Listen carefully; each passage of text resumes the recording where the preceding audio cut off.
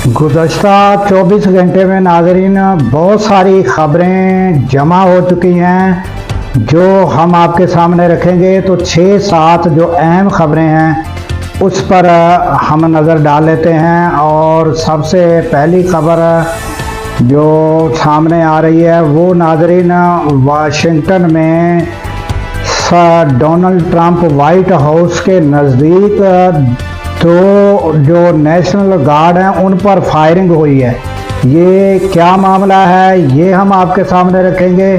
और उसके अलावा नाजरीन नवाज शरीफ ने 9 मुंतखब जो अरकान हैं उनके साथ खिताब किया है और ख़िताब में क्या कहा, और मरियम नवाज ने भी खिताब किया, वो भी हम आपके सामने रखेंगे। इंसदाद दहशतगर्दी की अदालत ने उमर अयूब के खिलाफ आर्डर जारी किए हैं, वो क्या है वो भी हम आपको बताएंगे। सिंध के वज़ीर आला मुराद अली शाह जो है उन्होंने वकला के बारे में जिन्होंने एहतजाज किया उनके बारे में क्या कहा ये भी हम आपके सामने रखेंगे। और इसके अलावा नाज़रीन नेवी ने एंटी शिप बैलिस्टिक मिसाइल का जो तजर्बा कामयाब किया है ये भी हम आपको बताएंगे।